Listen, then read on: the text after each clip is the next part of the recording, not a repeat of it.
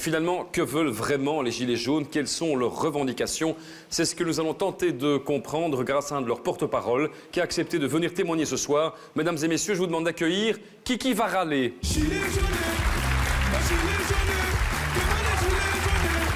Tous pourris, tous pourris, tous pourris, tous pourris. Ah, ils sont tous pourris, tous pourris, tous pourris, tous pourris. Voilà. Alors, Kiki Varalé, bonsoir. Tous pourris, Oui, tous pourris. calmez-vous, calmez-vous. Tous pourris. Oui, ça va. Bon, j'imagine que vous parlez de nos élus. Oh non, et pas du tout, hein, c'est parce que je suis allé acheter des fruits et des légumes pour la Saint-Nicolas-des-Gamins. Quand je suis rentré avec chez moi, que je les ai sortis du sac. Ils étaient tous pourris, tous pourris. Oui, Faut d'accord. dire qu'il y avait des avocats dedans. Hein. Oui, d'accord. Alors, Kiki Varalé, donc vous êtes un des membres les plus actifs du mouvement des Gilets jaunes en Belgique. Et avant de parler plus en détail de ce mouvement, vous avez accepté C'est vrai, je les ai acceptés. qu'une de nos équipes vous suive pendant toute une journée sur le terrain. Exactement. Et je vous propose de visionner ce reportage. Magnéto. Bientôt 6 h du matin, une journée pas comme les autres va commencer pour Kiki Varalé. Aujourd'hui, il a décidé de se lever tôt pour aller bloquer un dépôt de carburant. Et Kiki Varalé est vraiment déterminé dans son combat.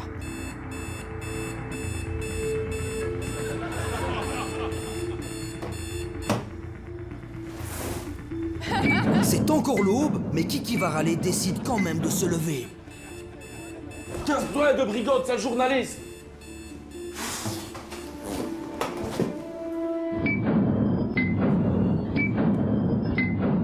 Plus motivé que jamais, Kiki Varalé s'apprête donc à aller manifester sa colère et son dégoût du système.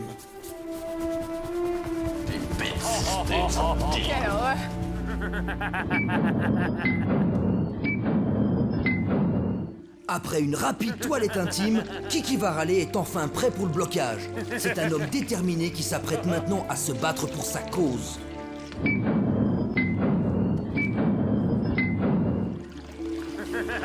C'est donc un homme déterminé qui s'apprête maintenant à se battre pour sa cause.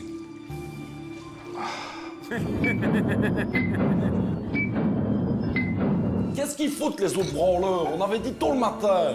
Mais ils étaient là à 10 h, mais tu dormais. Mais j'ai pas dit au milieu de la nuit non plus, hein. Toi, t'es là au moins.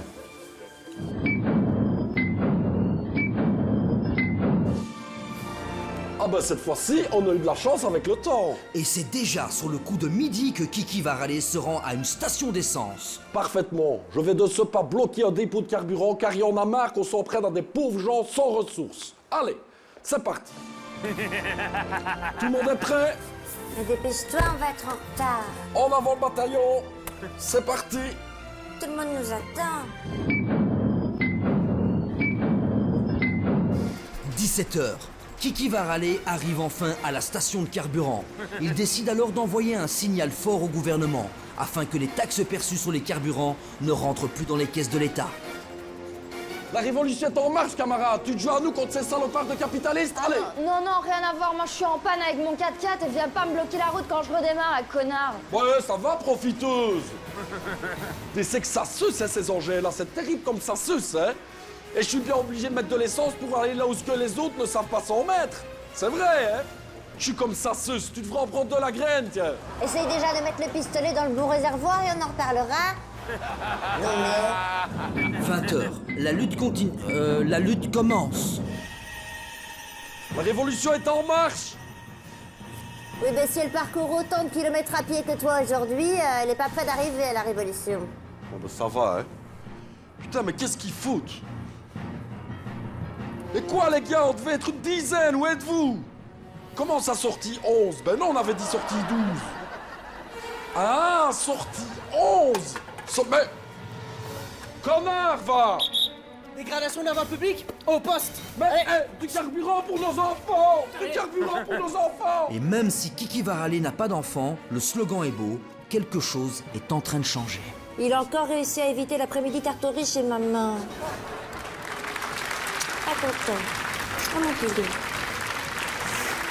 On va rentrer à la maison. Alors, voilà, Kiki Varalé, une réaction. Oh, écoute, ça me fait quelque chose de revoir ces images. Hein. J'imagine bien, oui. Ah oui, franchement, pour moi, c'est comme si c'était hier. Hein. Bah, c'était hier. Ah bah oui, bah c'est ça, ouais, alors oui. Alors, première question.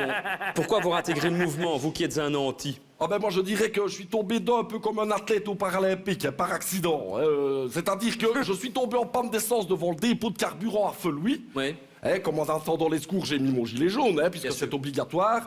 Et ceux qui bloquaient l'entrée du dépôt m'ont pris pour l'un des leurs. Et forcément, alors ils m'ont bisuté. J'ai dû manger 2 pains saucés et boire 6 carapils en 2 minutes. Mais le problème, c'est que j'en ai bu 12 en 1 minute. Alors c'est les flics qui ont crié « Il est des nôtres !» D'accord, d'accord. Oh, mais merde, alors moi j'ai choisi mon camp, j'ai dit « Gilles est des nôtres !» Et voilà, Ah oui. C'est votre première manifestation? Oui, mais c'est un peu de tradition dans la famille. Moi, mes parents sont comme ça. Mes parents se sont rencontrés en 68. D'ailleurs, ils m'ont toujours dit que j'avais de la chance parce que c'est grâce à ça que j'étais né. Ah oui, la liberté sexuelle, là. Non, ça n'a rien à voir, mais imagine qu'ils seraient rencontrés en 69. Comment voulais-tu qu'ils arrivent à me faire? C'est pas, retourner avec la Oui, tête non, sur ça sa va, gueule. on a compris, on a compris. Ouais, en tout cas, sache qu'on ira jusqu'au bout de notre mouvement et de notre action, et que nous ne céderons que quand toutes nos revendications seront entendues. Oui, alors justement, alors je suis content que vous ayez parce que finalement, on s'y perd un peu. Que voulez-vous exactement? Parce que... C'est vrai, ça, attends un peu. Oui, c'est vrai. J'appelle... Allô, Poussin Bleu, appelle Caligula. Poussin Bleu, appelle Caligula. Mais c'est des noms de code qu'on a pris dans le gendarme de Saint-Tropez, mais en fait, c'est Jean-Marc et Sylvie, ces 2 porte-parole, ils ne sont pas là. D'accord. Où êtes-vous, les gars? Ah, vous bloquez l'entrée d'RTL? Mais ça ne sert à rien, il n'y a plus personne qui veut rentrer, bloquez plutôt la sortie, là, il y a du monde. Bon, écoutez, qu'est-ce que vous voulez? Qu'est-ce que vous voulez? Attends. Qu'est-ce qu'on veut exactement? On veut la même chose que tout le monde. Oui, mais quoi?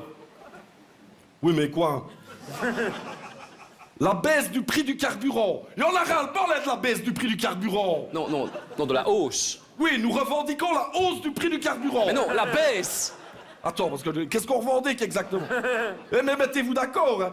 On revendique la baisse de la hausse du prix du carburant qui est légèrement en baisse. C'est ça, d'accord. Oui, mais moi, hier, par exemple, j'ai fait le plein. Je suis devenu tellement pauvre que les frères Dardenne ont voulu m'engager dans leur prochain film. L'enfant fait son plein. Donc, ces histoires d'un homme qui est au chômage, que sa femme le quitte, qu'on lui diagnostique une maladie incurable. Et puis, elle est forcément le pire de tout, c'est qu'il vient juste d'acheter une voiture au diesel que pour faire le plein, il doit la revendre. Donc, tu t'imagines.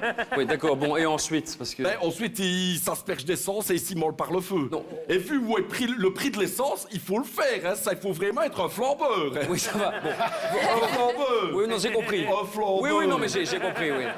Non, alors, bon, pour vos revendications, ensuite. Un flambeur.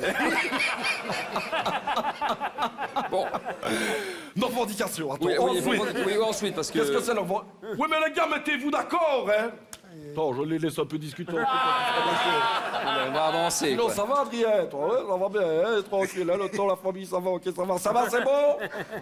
On veut faire tomber le gouvernement, je sais que Bardo-Weaver essaye de s'en occuper, mais les Flamands ne vont jamais au bout de leurs idées. Non. Et on veut aussi la fin du changement d'heure. Mais vous voulez rester à quelle heure? Moi, si tu me demandes de rester 20 minutes, moi je reste 20 Non, minutes. je vous parle du changement d'heure. Ah, oui, mais attends, qu'est-ce qu'on fait? On change l'heure d'été.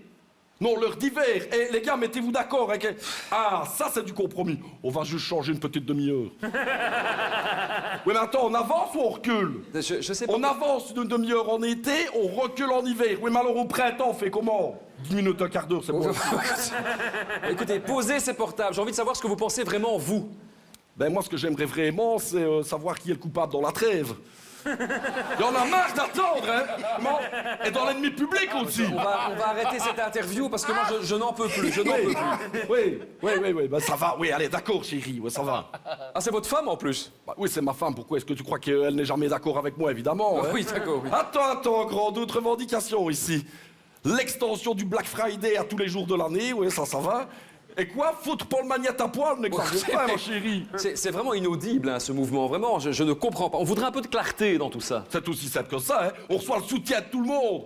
On a même reçu le soutien de Maggie de Bloch. Et un soutien ainsi, on a fait 2 chapiteaux. Oui, non, ça va. Et d'ailleurs, vous pouvez venir dedans, il y a de la place, Oui. Tout un chapiteau, Oui, allez. ça va. Bon, alors, écoutez, sinon, c'est facile de se mettre d'accord sur les actions. C'est très facile, ça. Avec tous les travaux qu'il y a, c'est facile, Et l'autre jour, on décide de mettre un barrage filtrant sur l'autoroute. Eh ben, sais-tu bien qu'on a été obligé de rouvrir une bande pour laisser passer les gens au compte-gouttes toutes les 10 minutes? D'ailleurs, ils nous ont remerciés, c'était la première fois qu'ils allaient si vite. Bon, donc les casseurs qui essayent de profiter de votre mouvement, ça c'est quand même dommage. Hein. Ouais, ça c'est scandaleux, il faut faire attention. Mais attention, pas d'amalgame non plus, hein, parce qu'on a fait un barrage filtrant dans une zone industrielle à Charleroi. Après, tout était en ruine. Hein. Ah ben les casseurs. Non, hein, 50 ans de socialisme à Charleroi, hein, ça...